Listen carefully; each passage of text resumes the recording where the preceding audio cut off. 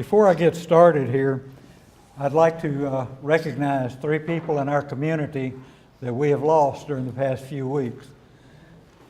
One is my co-author, Henry Detloff, over there, who turned over the Footsteps book to me when it was in its beginning stages.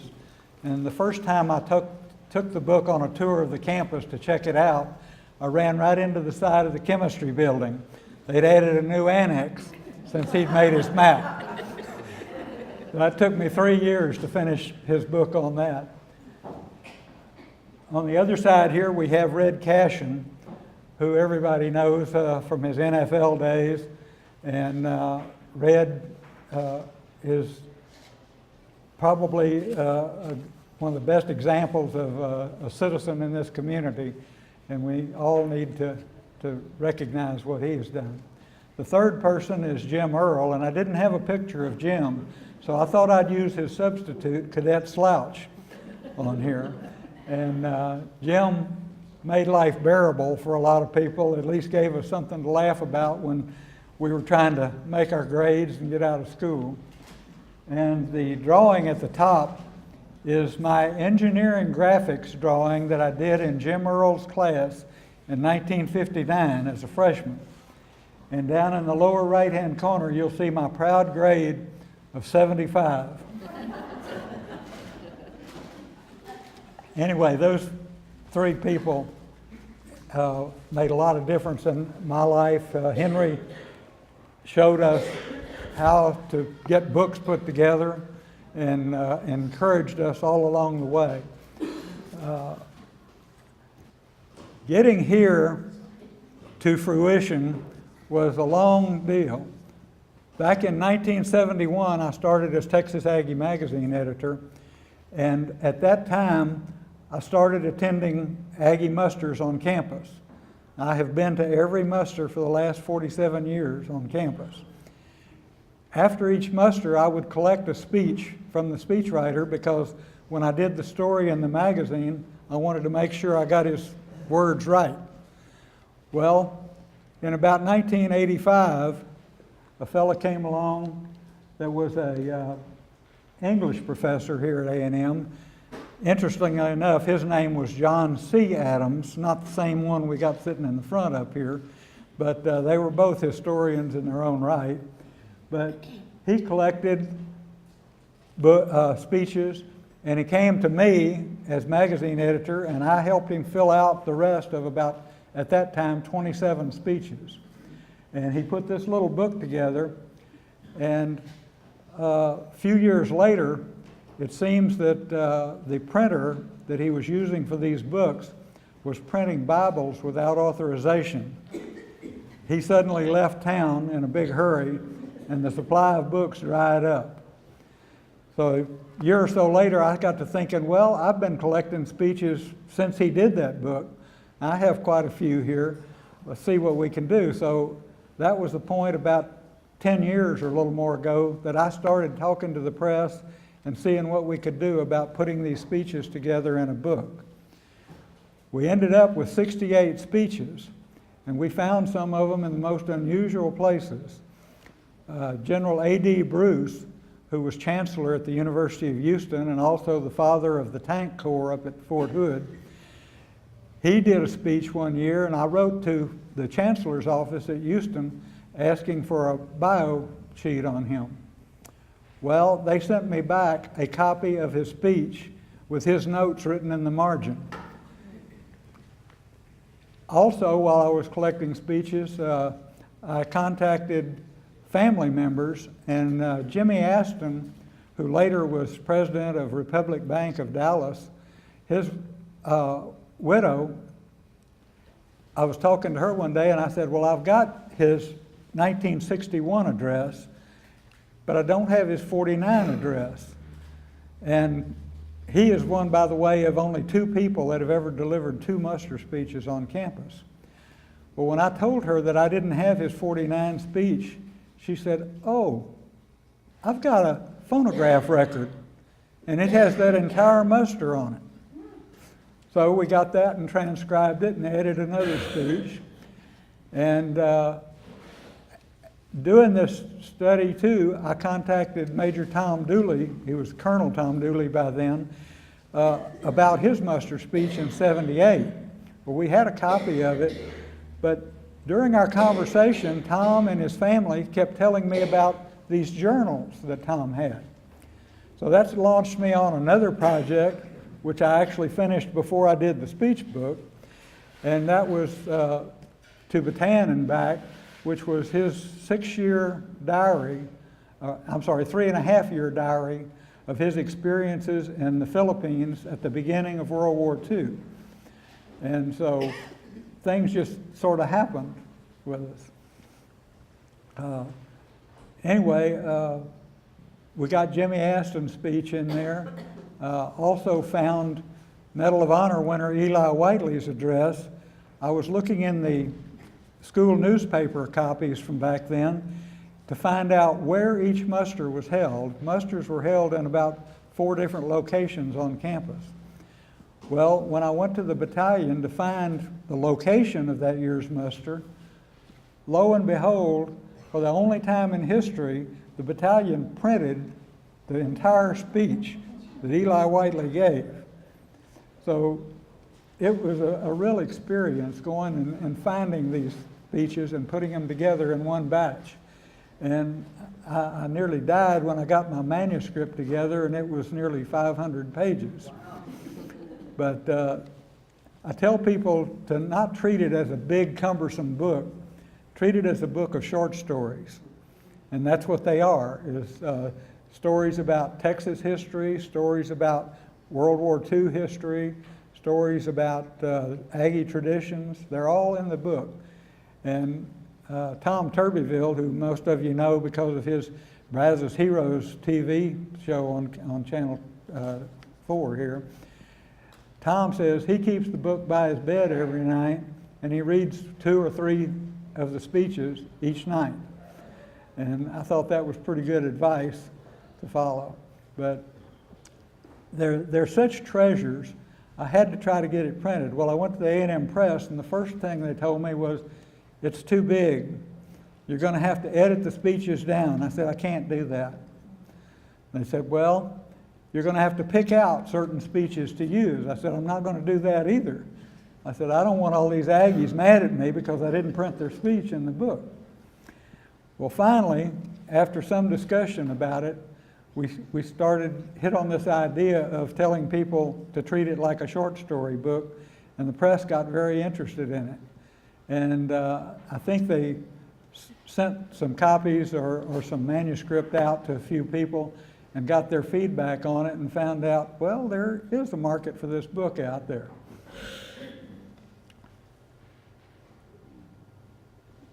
We finally got to publication, and this brings us to the beginning of the book, because the first actual speech that's in the book is General Dwight Eisenhower's 1946 homecoming muster address in Kyle Field. The people standing on the podium with him, this is Tom Dooley, the guy I wrote the book about World War II on. Next to him is Congressman Olin Tiger Teague, who at one time lived in the house down the block from him. And the guy behind him back here is Bill Beck, who was the organizer for the muster that year. Muster, as I said, was held in a number of different places. This is not RVs at that time, but the firing squad of the Cadet Corps that fired volleys outside of Guyan Hall, which is where Rudder Auditorium is today. And Guyan was one of the earliest places that muster was held. They were held there in 44, 45, 49, and 50. And unfortunately, we don't have any pictures of the muster going on inside of Guyan Hall. We do have some stage shows that they put on there, pictured in the archives. Guyan Hall was demolished in 1971 to make way for the Rudder Complex and the expansion of the MSC. In 1961, muster was held on the lawn of the Memorial Student Center. This was the only time that students were allowed to walk on the grass at the MSC. And they were held there for quite a number of years. The building is considered a memorial, and that's why they don't want anybody walking on grass. And we used to talk about the fact that even seniors couldn't walk on the grass at the MSC.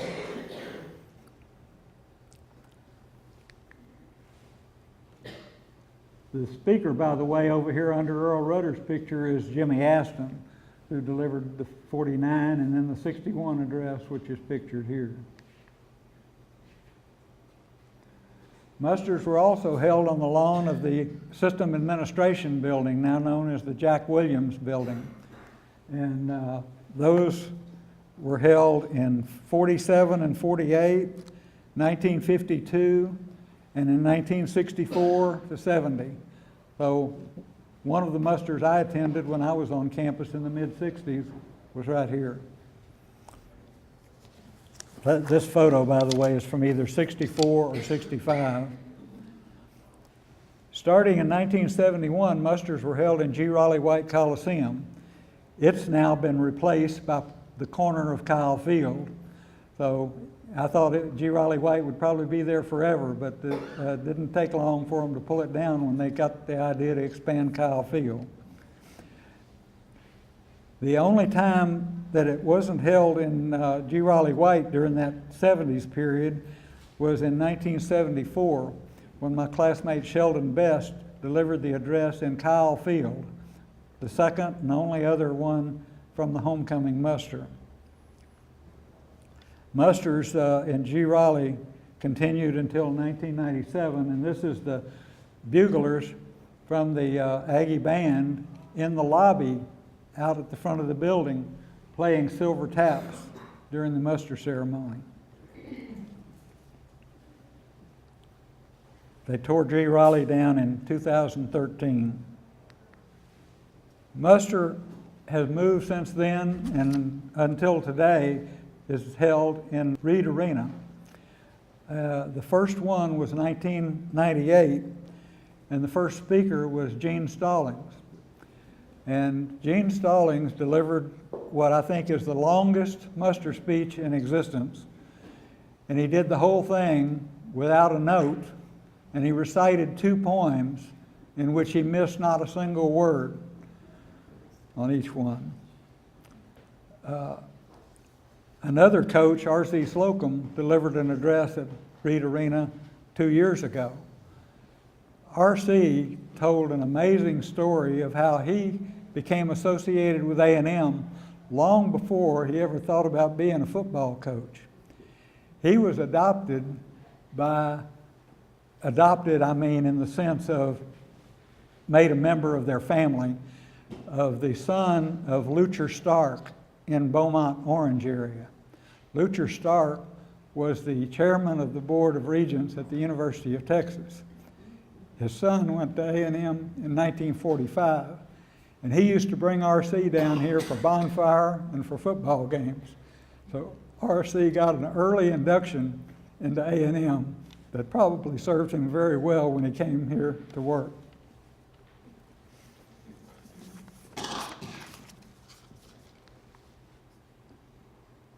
Oh, this is the end of the candle lighting ceremony, and the RVs fire the rifle salute in there. They come marching in very slow, but the whole floor of Reed Arena is ringed with candles honoring people who died. They separated part of the ceremony out now because the A&M Club of Brazos County meets in the MSC ballroom because the muster at Reed Arena has gotten too big to handle it all there at one place. But it still makes quite a sight to see all of those candles because they literally cover the floor of Reed Arena. I got to looking around when I finished the book to find somebody to write the foreword for the book. As you can imagine, every name I came up with, I said, they're in the book. So finally hit upon Mike Fossum here on the right, who is now president of Texas A&M at Galveston. He's gone over our houses more than a few times in the International Space Station. Mike was about ready to give up becoming an astronaut when they finally selected him. He'd been under consideration for probably the better part of 10 years. And he's made numerous trips now to the space station. And the guy standing next to him is his public relations guy at Galveston campus, who is Bill McLean, who was a general in the Army and was my first sergeant at A&M. So Bill and I share a lot of fond moments, but mostly they're his fond moments, not mine.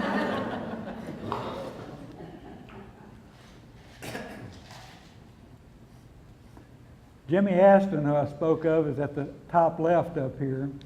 And Jimmy, as I said, is the only one of two people who delivered 2 muster addresses on campus. And he is the guy, in his speech, you'll find the note where he says, the Aggie spirit, you can't explain it and you can't understand it. Well, he's the first one that I have on record ever having said something to that effect. The next guy to him is Governor Allen Shivers. If you go into the academic building, you'll find hanging from the second floor in the rotunda the Liberty Bell that was given to the state of Texas in the 1950s as a commemoration. They gave one to all of the states. Well, when Allen Shivers looked around to find the place to put the Liberty Bell, he, being a UT graduate, said there's only one place for it to go, and that's Texas A&M. This is Medal of Honor winner Eli Whiteley. He earned his Medal of Honor fighting house to house in France in World War II. He came back as one of the few survivors. He and Mr. Harrelson were the only Medal of Honor winners who came back from the war. But Whiteley taught here in the agronomy department for quite a number of years. And when he died, they had a state funeral. His body laid in repose in the academic building until they took the case on and carried him down Texas Avenue to his resting place. The next guy, most of you will be familiar with his statue on campus. That's E. King Gill, the original 12th man. He came here in the 1960s to tell the one and true story about how the 12th man was born. He was a good friend of Olive DeLucia's, who ran the class programs. He had a friend who played football with him by the name of Tiny Keene. Tiny Keene was about this tall.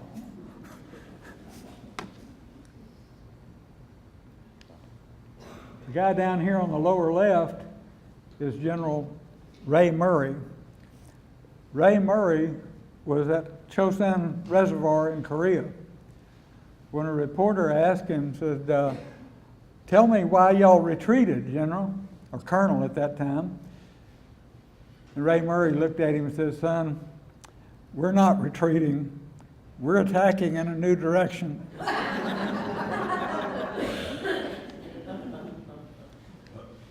My classmate James Ray is the other man who has delivered 2 on-campus muster addresses. They are the only ones. Jim was a prisoner of war for 6 years in Vietnam. He was in the Hanoi Hilton when our troops were bombing near it, bombing the power plant. He was one of the people they used to try to scare the Americans away from bombing by putting them in locations where they might be vulnerable. When he came back, they had a ceremony for him in the football stadium in Conroe, which is where he grew up. And they came in with the car around the track, and they had a platform out in the middle of the field. And when Jim got out of the car, he walked straight up to me and said, how are you doing, Jerry? I hadn't seen him in almost 10 years at that time. They gave him a new Aggie ring that day, and he said that was one of the things they took away from him when he was prisoner. General Ormond Simpson, excuse me. He was a fixture here for a number of years after he retired from the Marine Corps. He was a lieutenant general. That's pretty high up. That's getting in the 3-star area. And he delivered a 4th of July speech one year in the high school stadium at A&M Consolidated up here on Jersey Street, now George Bush Drive. Well, he was all dressed out in his whites, spotless. And a kid running by with a snow cone couldn't have targeted him better if he'd tried. Well, they asked the general if he wanted to cancel out or if he wanted to go home and change clothes or something. He said, "No, I'll take care of it." He went up in the press box, delivered his entire speech from the press box, and then walked out the back entrance. But he's the guy that the drill field at A&M is named for today, and some of the leadership programs in the Corps of Cadets bear his name as well. The last one here in the picture is Tom Dooley, who I told you I did transcribed his book and got it printed all in his own words. And Tom Dooley and his family finally decided to put his diaries, his journals, into the archives at A&M. And that's when I got the idea and called them to see if I could transcribe them. And the best thing about my job with the Texas Aggie is getting to know these people, having the chance to at least be acquainted with them and to learn more about them, which I've done every day. It's been a privilege to collect all of these speeches, and I hope that they get in a lot of hands simply because these are stories that need to be told and retold and retold. And we're proud of being Aggies. And if you hit a spot where you have trouble trying to explain what that means to somebody else, give them a copy of the book. They'll understand it. And it'll change their outlook on life. Some of the best articles I did in the Texas Aggie were newspaper articles that were done by someone who happened to be here on a muster weekend. And so they attended the muster and went back home and wrote a story. They were usually, well, like one sports editor down in Corpus Christi. He came up here for a golf tournament and for a spring football game. His happenstance of seeing a muster generated words that you can't go out and buy to explain to somebody what A&M is. Don't know too much else I can really tell you about this. It's just been a privilege to work on it. If there anybody have any questions or anything else that I can help you with?